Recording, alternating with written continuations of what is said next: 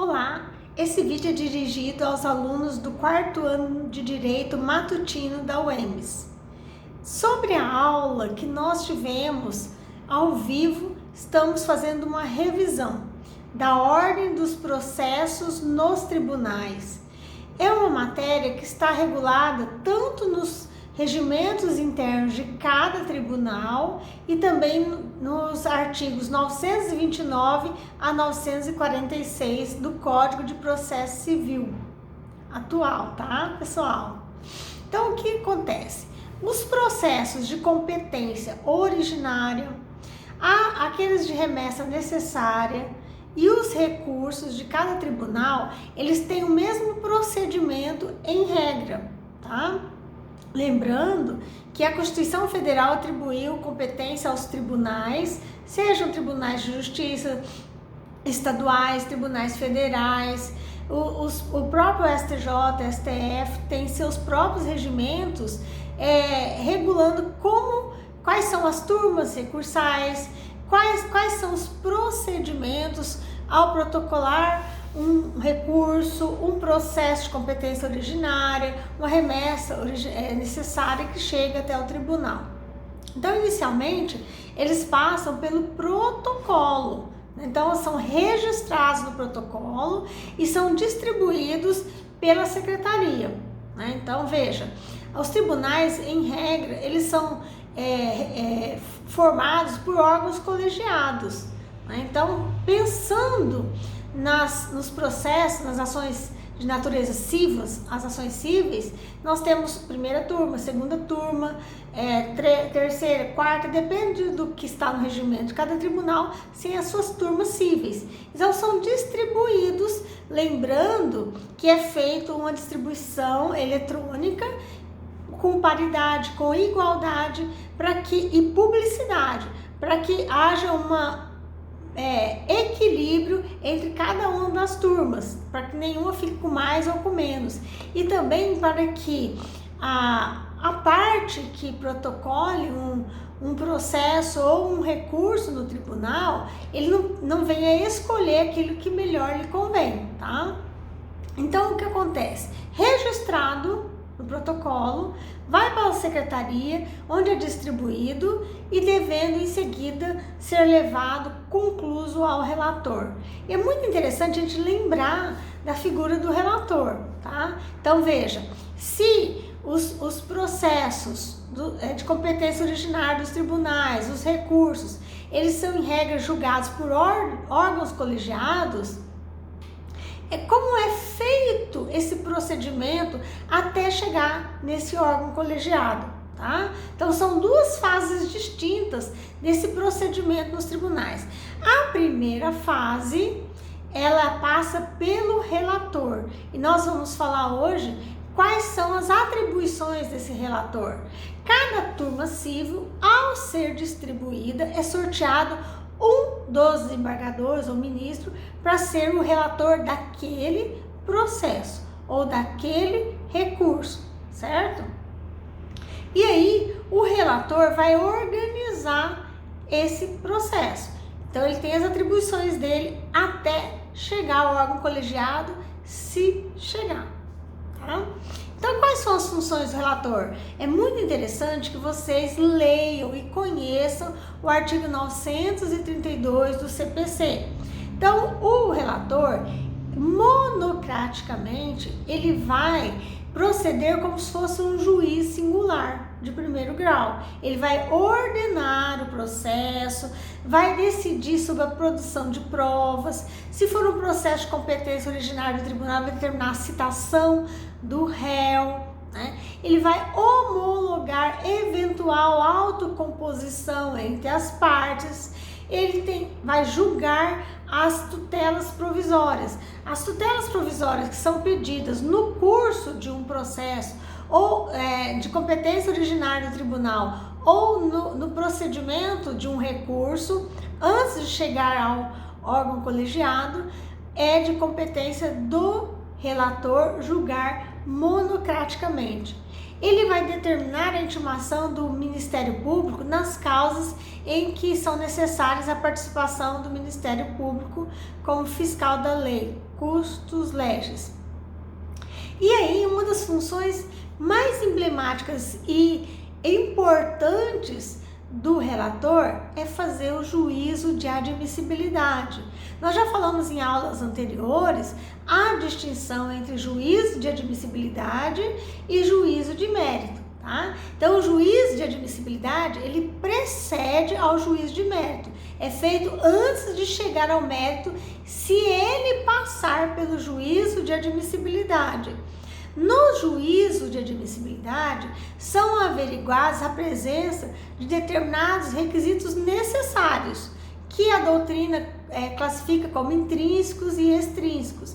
É verificada a tempestividade, se aquele recurso foi protocolado dentro do prazo recursal para cada espécie de recurso, sendo que a maioria são 15 dias, né? A maioria dos recursos é de 15 dias. É verificado o preparo, ou seja, se foram pagas as custas processuais recursais e se elas estão completas, se não estão faltando, se não é menor o pagamento das custas. São verificadas as legitimidades, se o recorrente é legitimado para interpor aquele recurso. Então, a gente já viu sobre legitimidade, que é aquele que foi sucumbente na ação, o terceiro interessado ou o Ministério Público, ou como parte ou como custos legis. Então, nós já vimos essa questão do terceiro interessado. É verificado se não existe nenhuma causa impeditiva, extintiva do interesse de recorrer. Se há interesse recursal, se há regularidade formal naquele recurso, porque cada recurso tem uma regularidade, tem documentos, tem fases, tem formalidades a serem cumpridas.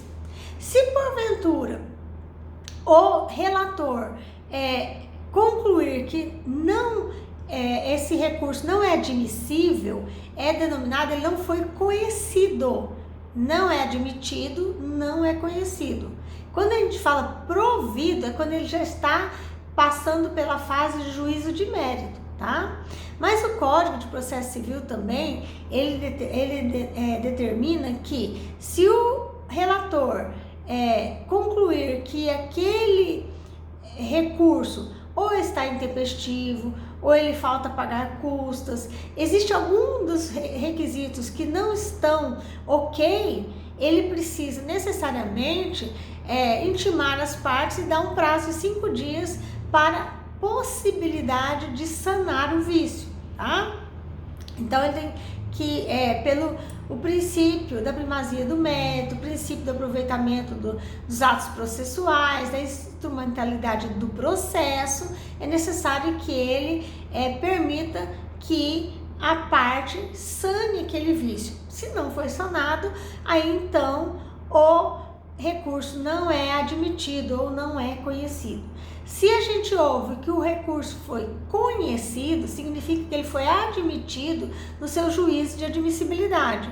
Então, ele passa para o juízo de mérito, que será feito pelo órgão colegiado.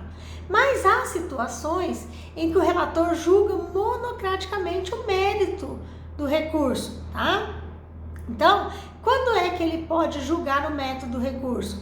Quando ele pode negar provimento ao recurso. Quando a gente fala negar provimento ao recurso, significa que ele julgou o mérito.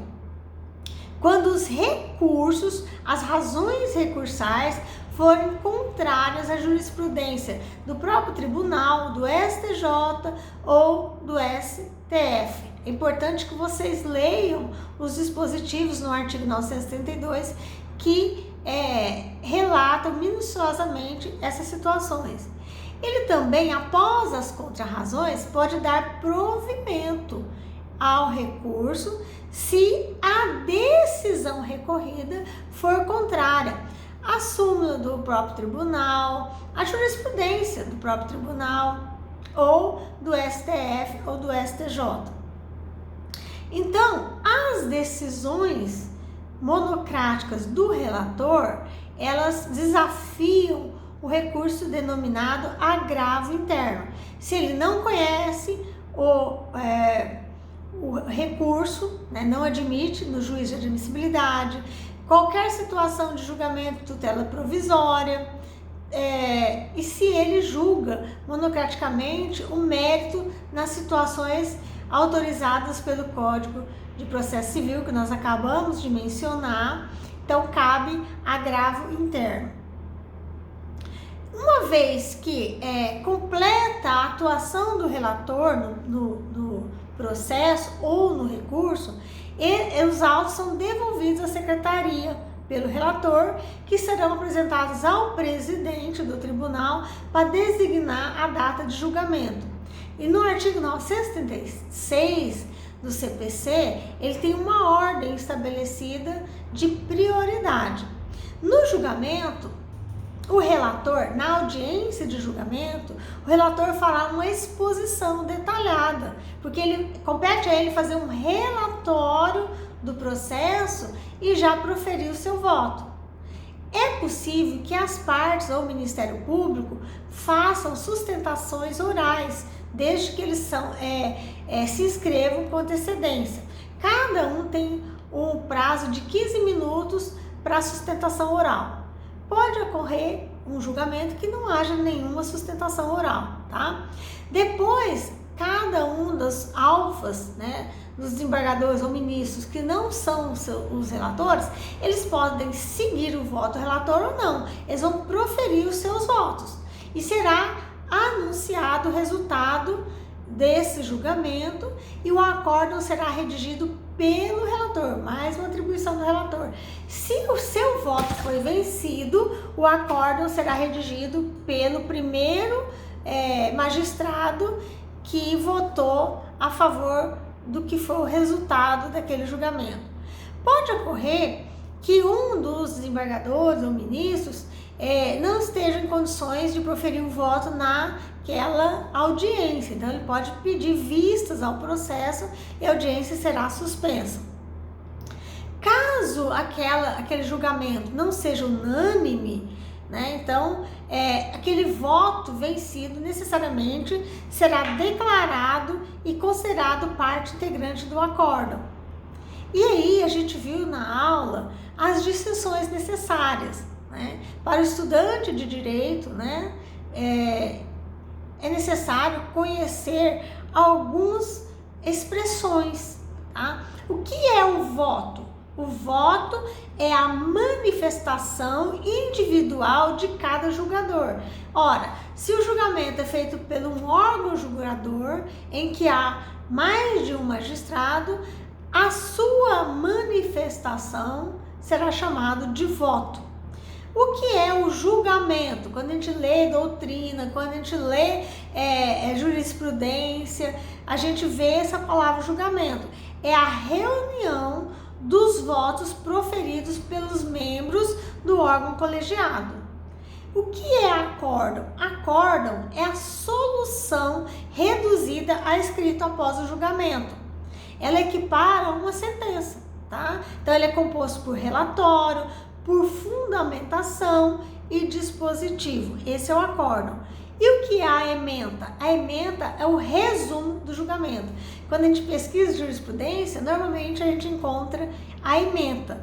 Aí a gente pode ter a curiosidade de ler o acórdão. E aí no acórdão será registrado os votos em contrários, a solução que chegou, a fundamentação pela solução que chegou a cada um dos julgadores, ok? Essa foi, em resumo, a ordem dos processos nos tribunais e a gente fixou um pouco sobre a competência do relator e o juiz de admissibilidade. Estudem, viu? Vai cair na prova. Até lá!